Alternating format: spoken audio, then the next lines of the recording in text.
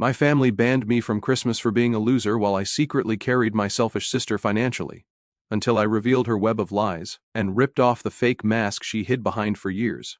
I'm 34, male. I work as a mechanical engineer at a manufacturing company. Nothing super fancy, but I do all right for myself. No wife or kids, which according to my family means I have tons of extra money to share. Yeah, you can probably see where this is going. Quick background, it's just me and my sister Sarah, 31, female. She's married to Mike with 2 kids. Growing up, Sarah was always my parents' favorite, like, not even trying to hide it. She'd mess up and they'd find some way to excuse it. Failed a class? Teacher was targeting her. Crashed the car? Road was badly designed. Meanwhile, I got decent grades, stayed out of trouble, helped around the house, and was basically invisible unless Sarah needed something. I thought things would change when we grew up, but nope. Sarah dropped out of college after 2 years, jumped between random jobs, then met Mike. He's actually a good guy and works construction, a real hard worker. When Sarah and Mike first got married, they struggled a lot financially. Makes sense. They were super young and Mike was just starting out in construction. I had just landed my engineering job, so I started helping them out here and there. At first it was small stuff, grocery money, helping with bills when they came up short. Then it got bigger, rent money when they were about to get evicted, car repairs, stuff for the kids. I didn't mind helping, honestly. The kids are great, and Mike's the kind of guy who'd give you his last dollar if you needed it. He worked his butt off too, always picking up extra work when he could. Sarah was Sarah.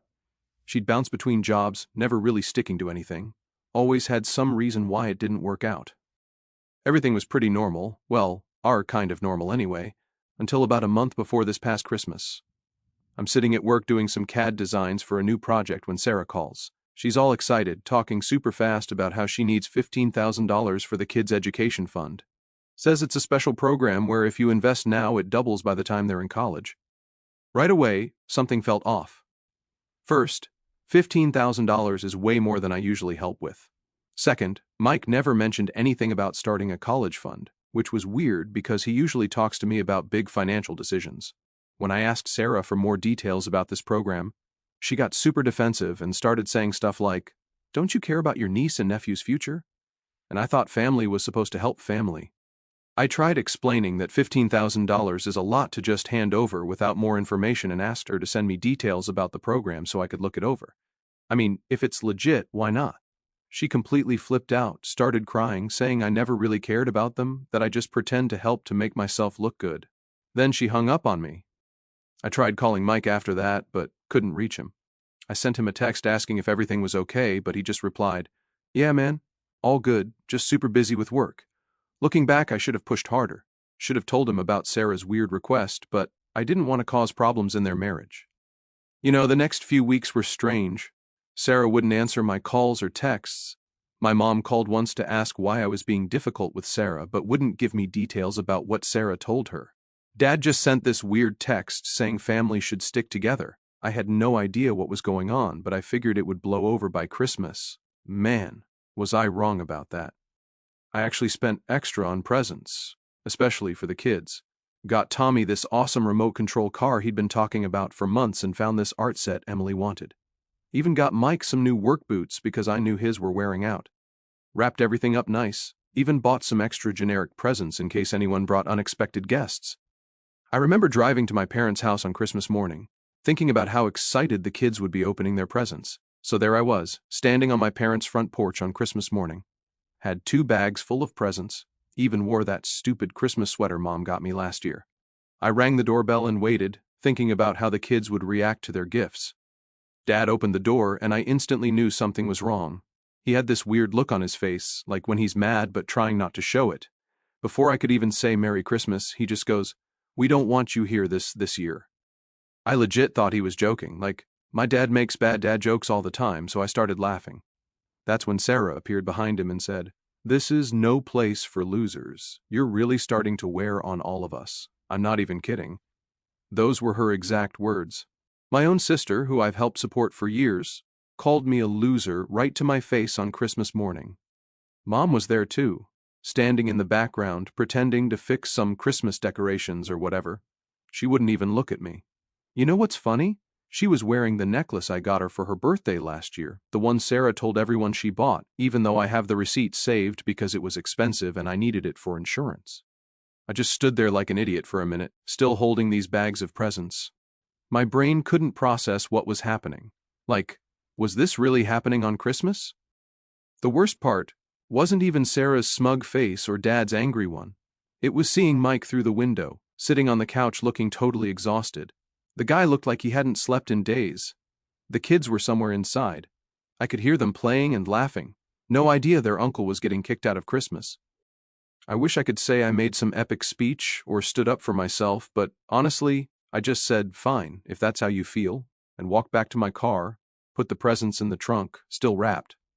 They're still sitting in my spare room, actually. But then I got mad, like really mad. Not the yelling kind of mad, but that cold kind where your brain gets super clear. I decided I wasn't leaving without knowing what the hell was going on, so I went back. Didn't even knock this time, just walked in. Sarah was lounging on the couch, scrolling through her phone like nothing happened. Mom was in the kitchen, probably stress baking, her solution to everything. Dad was trying to help Tommy set up some toy he got. I asked straight up, what's going on? Why am I suddenly not welcome at Christmas? Sarah didn't even look up from her phone, just goes, you really don't get it, do you, after what you did? What exactly did I do? I asked. That's when she started this whole speech about how I never help them anymore, how I bought a new car instead of helping her family. It's a used Honda, by the way, nothing fancy. And how I refused to invest in the kids' future when they really needed it. Mike looked so uncomfortable. He kept glancing between Sarah and me like he wanted to say something but couldn't. I just thought he was trying to avoid drama. My parents just sat there letting Sarah talk. Mom actually nodded along a few times, which hurt more than anything Sarah was saying. Dad finally spoke up with, but you did buy that new car, like that justified everything. I tried explaining that the car was on credit, that I'd spent a ton on Christmas presents, that I'd been helping them for years. But Sarah just talked over me, saying I was lying, that I never helped them, that I always made excuses. The crazy thing, my parents believed her. Every single word. Years of bank statements showing transfers to Sarah's account, years of receipts for stuff I bought their kids. None of it mattered because Sarah said it didn't happen. I looked at the kids playing in the corner with their new toys, probably stuff Sarah claimed she bought, and something in me just broke, I guess. Not in a bad way, but like breaking free from something. I just said, you know what? You're right. I don't belong here. Enjoy your Christmas. Then I looked right at Sarah and added, and good luck with those special investment programs of yours. The look on her face when I said that, for just a second she looked scared. That's when I knew for sure something bigger was going on. So I left. I sat in my car for like 20 minutes just staring at nothing. You know when something happens and your brain just keeps replaying it over and over? Yeah, that. Phone kept buzzing. Turned out my cousin Jenny was trying to reach me. She was supposed to come to Christmas dinner and wanted to know if I was still going. I texted back, don't bother, I'm not welcome this year. She called right away wanting details, but I wasn't ready to talk about it. I drove home and spent the rest of Christmas Day doing what any 34-year-old engineer does when his family kicks him out. I opened up Excel. Yeah, laugh all you want, but I needed to see everything laid out. I started going through my bank statements from the past few years, making a spreadsheet of every time I helped Sarah and Mike. The numbers were insane. Like actually insane. Over the past 3 years alone, $4,800 for emergency rent when they were about to get evicted, $2,300 for car repairs, $3,500 for Tommy's dental work, around $6,000 in smaller stuff like groceries, bills, school supplies, $2,000 for Emily's special therapy sessions. Still don't know if those were real. That's not even counting all the presents, clothes, and random stuff I bought for the kids directly, or the money I gave them in cash when Sarah said they needed it right away. The more I added up, the angrier I got. Not because of the money itself. I mean, yeah, it's a lot, but I make good money and I love those kids. It was about Sarah telling everyone I never helped them. About my parents believing her. About Mike working doubles at his construction job while Sarah was asking me for $15,000 for some fake investment thing. Then I remembered something weird. A few months back I ran into Mike at Home Depot. He was buying some tools for work, and I offered to help pay because good tools are expensive. He looked confused and said, "Nah, man, I got it. I know things have been tight for you lately." At the time I thought he was just being nice, but now I was wondering what Sarah had told him about me, about all the money I'd given them. I tried calling Mike, but it went straight to voicemail. Texted him too. "Hey man, we need to talk about what happened today. Call me when you can." He never did. Sarah must have been watching her phone though, because she started texting me right away. "Stop trying to cause problems. You're just jealous because mom and dad love me more. Maybe if you weren't such a selfish jerk, you'd still be welcome at Christmas. The kids don't even miss you." That last one hurt, not going to lie. I didn't respond to any of her texts. Instead, I kept going through my records, found all the emails where Sarah asked for money, all the transfer receipts, everything. Even had some texts saved where she thanked me for helping. Yeah, I save important texts. Sue me, I'm an engineer, we like documentation. The weird thing was looking at the dates. Sarah always asked for the biggest amounts of money right after Mike got a raise or picked up extra work. Like she knew there'd be more money coming in and wanted to grab it before he saw it. Then I found something that made my stomach turn. Remember that $15,000 she wanted for the kids' education fund? Well, I found an old email from Mike from about 2 years ago talking about how he'd started a 529 account for both kids. He was so proud about putting away $100 from every paycheck. Sarah knew about those accounts. She knew they already had college funds set up.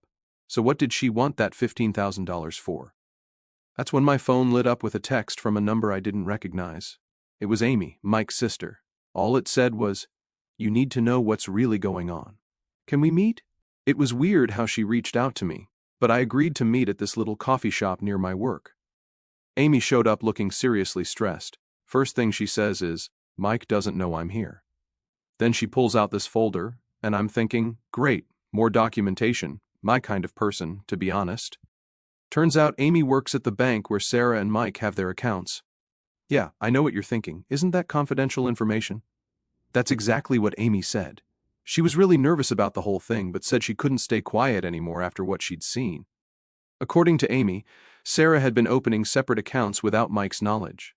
Every time I sent them money for emergencies, Sarah would only use a small part for whatever she claimed she needed it for. The rest went straight into these secret accounts. Here's the really messed up part. Sarah had been telling Mike that I stopped helping them years ago, that I got too fancy with my engineering job and forgot about family. Mike was working himself to death with extra shifts because he thought they were on their own. Amy showed me some bank statements. Yeah, probably breaking some rules, but I'm grateful she did. They showed Sarah withdrawing large amounts of cash right after I'd send money for specific things. Like when I sent $3,500 for Tommy's dental work, only $800 actually went to the dentist. The rest? Poof. I asked Amy why she was telling me all this. She started crying right there in the coffee shop. Said Mike's been working 60 to 70-hour weeks thinking they're barely making ends meet. Meanwhile, Sarah's secret accounts had over $40,000 in them. $40,000. That's not just emergency money or a shopping fund, that's runaway money. I felt like such an idiot. All those times Sarah needed money for the kids, for bills, for emergencies, I was basically funding her escape plan without knowing it. And poor Mike was working doubles, thinking they were struggling. Then Amy dropped another bomb. Sarah had been asking about moving money internationally, had been researching countries with weak extradition laws, had to Google what that meant. Basically places where it's hard to force someone to come back. I must have looked pretty shell-shocked because Amy kept apologizing for telling me. But she said after hearing about Christmas, she couldn't keep quiet anymore. She was worried about Mike and the kids. I asked her why she didn't tell Mike directly. She said she tried hinting at it, but Mike totally trusted Sarah and would probably think Amy was just trying to cause trouble. That's why she came to me instead. We spent like 2 hours in that coffee shop going over everything. The more we talked, the more obvious it became. Sarah wasn't just stealing from me, she was setting up her escape. That $15,000 she wanted was probably the final amount she needed to disappear. When I got home that night, I had 3 missed calls from Sarah and a text saying, "Hope you're happy with yourself. Mom's been crying because of you." Classic Sarah. Try to make me feel guilty while she's literally planning to abandon her family. I didn't sleep at all that night. Kept thinking about Mike working those extra shifts, about Tommy and Emily and how Sarah was planning to just leave them. and how I was funding all of it. About my parents who still weren't talking to me because they believed Sarah's lies.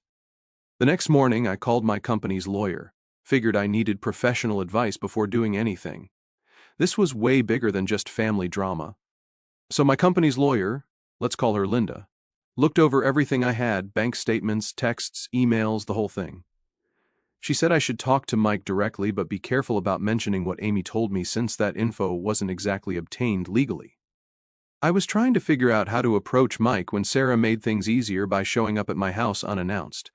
Just started pounding on my door in the middle of my work from home day.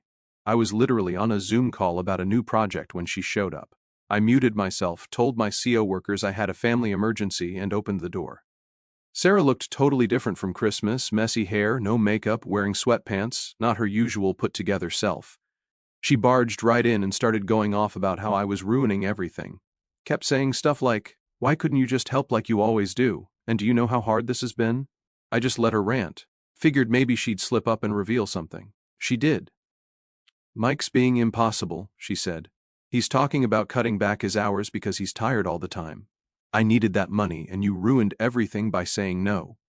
That's when I asked her straight up, "What money, Sarah? The $15,000 for the kids' education fund that they already have?" She froze for a second, just stared at me, then tried to backtrack. "That's different. This was for a special program." "What program?" I asked. "Because Mike started 529 accounts for both kids 2 years ago. He told me about it himself." She changed tactics real quick, started crying, saying she was just trying to do what's best for the family, that I didn't understand how hard things were. I lost it, not going to lie. Said something like, "Hard for who? Mike's working 70-hour weeks while you're opening secret bank accounts." The look on her face, man. That's when I knew Amy was right about everything. Sarah got real quiet. Then she said something I'll never forget. "You don't know what it's like being stuck here. I never wanted any of this." "Any of what?" I asked. "Your husband who works himself to death for you? Your kids who adore you? The brother who's been bankrolling your secret escape fund?" She didn't even deny it, just said, "They're better off without me anyway." I pulled out my phone and played the audio recording of our entire conversation. Yeah, I recorded it. Linda advised me to record any interactions with Sarah. "You sure about that?" I said. "Because I bet Mike would be really interested in hearing what you just said." Sarah lost it. Started screaming that I had no right, that I was trying to ruin her life, that she'd tell everyone I was lying. Then she said she'd tell Mike I tried to hit on her if I showed him the recording. I just laughed, told her to go ahead. I had years of proof about the money, the secret accounts, everything. Asked her how she'd explain that to Mike and our parents. She ran out of my house crying, slammed the door so hard my neighbor texted to ask if everything was okay. I sat down at my desk, hands shaking, and sent the recording to the lawyer. She called me right away and said, "Don't do anything yet. Give me 24 hours. Then my phone started blowing up. Sarah had called my parents. Mom left this long voicemail about how I was bullying Sarah, how I'd always been jealous of her, how I was trying to destroy her marriage. Dad just texted, "Your mother's upset. Fix this," like I was the problem. My lawyer called me the next morning, saying she'd gotten a weird call. Mike had contacted his own lawyer, who then reached out to her. Apparently, he'd found something in their banking stuff that didn't add up and started digging. We set up a meeting at my lawyer's office. Just me, her, Mike, and his lawyer. No Sarah. Walking into that meeting was super weird. Mike looked like he'd aged 10 years since Christmas.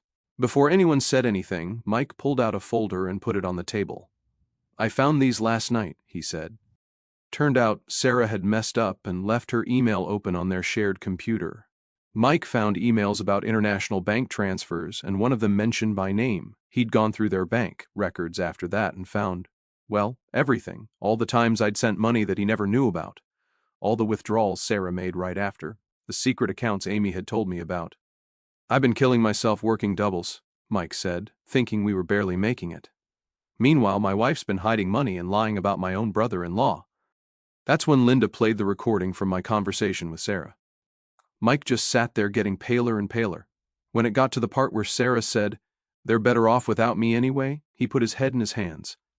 His lawyer asked me some questions about the money I'd given them. I showed them my spreadsheet. My engineer brain finally came in handy. The total was way bigger than even I'd realized. Mike looked sick when he saw the number. "We've been living paycheck to paycheck," he said. I had to take out a loan last year for Tommy's school supplies. Where did all this money go? His lawyer had an answer for that. They'd traced some transfers to accounts in other countries. Sarah had been planning this for years, setting up accounts, researching places to go, even had a separate email account where she'd been talking to some guy about starting fresh. Yeah. Turns out there was another guy, some dude she met online who lived in a country with no extradition treaty with the US. Mike just sat there for a minute after hearing all this. Then he asked me, "Why didn't you tell me sooner?" I tried explaining how Sarah always made it seem like he knew about the money, how she'd say they discussed it together, how whenever I tried talking to him directly she'd have some reason why it wasn't a good time. "Some brother you are," he said, but not in a mean way, more like he was realizing how much Sarah had played both of us. The lawyers talked about next steps. Mike's guy was already working on divorce papers. Linda was helping document everything for when it went to court. They both said not to confront Sarah yet. Let the legal stuff get sorted first. Walking out of that meeting was rough. Mike stopped me in the parking lot. "Those extra shifts," he said. Sarah told me they were for a surprise family vacation. I was trying to save up to take the kids to Disney World. I didn't know what to say to that. Just watched him get in his truck and drive away. I got home to find like 20 missed calls from Sarah and a bunch of texts from my parents about how I needed to stop causing trouble. They still had no idea what was really going on. But the worst part, a text from Sarah. "I know Mike met with you. Don't make me tell everyone what you really did." She was still trying to threaten her way out of it. Still thought she could manipulate everyone. Still didn't care who she hurt. That's when I realized my sister was actually gone. The person sending these threats, that wasn't the Sarah I grew up with. Maybe she never was. Then one morning Mike texts me, taking the kids to my mom's for the weekend. Sarah's going to some spa thing with her friends. Except Sarah wasn't really going to a spa. Mike knew she was meeting that guy she'd been talking to online. She was planning to check out some property with him. Yeah, right. So while Sarah was off doing whatever with this dude, Mike packed up everything important. And I mean everything. Documents, kid stuff, family photos, everything they'd need. His brother and some friends from work helped him move it all to a house he'd been secretly renting.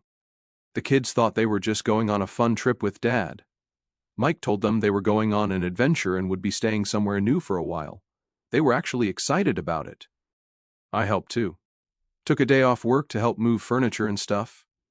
Felt weird being in their house, seeing all the things I'd helped pay for over the years, the toys I bought the kids that Sarah had said they lost. Mike found more stuff while packing. Hidden credit cards, a passport we didn't know about, even a burner phone. Sarah had been planning this for way longer than any of us realized. The whole time we're moving, I kept waiting for Sarah to show up and catch us. But she was too busy with her spa weekend to check in. Just sent Mike a few texts about how nice it was to relax for once and how he wouldn't believe how fancy this place was. We got everything moved in 2 days. Mike even had time to get the kids' rooms set up all nice so it wouldn't feel too scary for them. He hung up their favorite posters, made their beds with their favorite sheets, put their toys exactly how they liked them. The lawyers had everything ready too. Divorce papers, custody filings, everything. They even had proof Sarah was with this other guy thanks to a PI Mike's lawyer hired. Guess that's standard in divorce cases. Then we waited. Sarah came home Sunday night to an almost empty house. She called Mike right away screaming about being robbed. He just told her, "Check your email, my lawyer sent you some papers to sign." She showed up at my house at like 11 o'clock at night, totally losing it. Kept screaming about how we planned this, how we were trying to ruin her life, how she'd tell everyone what horrible people we were. I just recorded everything again, thanks Linda for that advice, and told her to talk to Mike's lawyer. She tried to push past me into my house, but my security camera caught that too. The next morning, Sarah started calling everyone. Told our parents Mike had kidnapped the kids, told her friends I'd threatened her, told Mike's boss he was stealing company tools. He wasn't, he had receipts for everything. Nobody believed her this time. Mike had already talked to their friends, his work, even our parents. Showed them proof of everything, the hidden accounts, the affair emails, the plans to leave. Mom called me crying, apologizing for not believing me at Christmas. Dad sent this long text about how sorry he was, but honestly it felt kind of empty at that point. Sarah's still trying to spin it like she's the victim. Keeps posting on Facebook about how her family betrayed her and how the truth will come out, but she's running out of people who will listen. She tried moving back in with our parents after her plan failed, but even they had limits after seeing all the proof. Speaking of our parents, yeah, that's been interesting. After all their apologies and crying about how sorry they were, guess what? They asked for money. Said they wanted to help Sarah get back on her feet and needed $20,000. I just laughed and told them I'm done being the family ATM. They didn't like that answer. Dad got all huffy about how family helps family. Where was that energy at Christmas? Mom tried guilt-tripping me about how Sarah's their daughter and they have to help her. I just told them they can help her with their own money. Haven't heard much from them since. Mike and the kids are doing really good, actually. He switched to a better-paying construction job that lets him work normal hours. The divorce stuff is still going through the courts. Sarah's trying to fight it, but she doesn't have much of a case. Her lawyer quit when she couldn't pay the bills. Wonder where all that money she hid went. Now she's telling everyone she can't afford a lawyer and we're taking advantage of her. Yeah, right. The money thing's still being investigated. Police got involved because of how much she took, but these things move super slow. The good news is Mike won't be responsible for any of the debt Sarah racked up once they found out she hid it from him.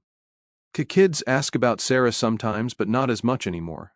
Their therapist says that's normal. They have video calls with her once a week, but half the time she cancels or forgets. Mike says they're usually happier on the days she cancels. Remember that guy Sarah was going to run away with? He blocked her on everything once he realized she didn't have access to all that money anymore. Now she's telling everyone he was just a friend who was helping her escape an abusive situation. Nobody's buying it. I still help Mike and the kids sometimes, but it's different. Well, different now. Everything's out in the open. He keeps real careful records of anything I help with, and he's already paid back some of it. Told him he doesn't have to, but he says it's important to him. Last week, Tommy lost his first tooth. Mike sent me a picture right away. Kid was so proud of himself. Guess who didn't respond when he sent her the same picture? Yeah. The weirdest part of all this, I actually feel better now that everything's out in the open. Yeah, I lost my sister. Or maybe never really had the sister I thought I did. And things with my parents are pretty messed up, but at least it's all real now. No more lies, no more secrets, no more being manipulated. A few days ago, Mike invited me over for Tommy's birthday party. Sarah was supposed to come but canceled last minute. Big surprise. You know what Tommy said? That's okay. Uncle is here and he never misses anything. Kids got me figured out, I guess.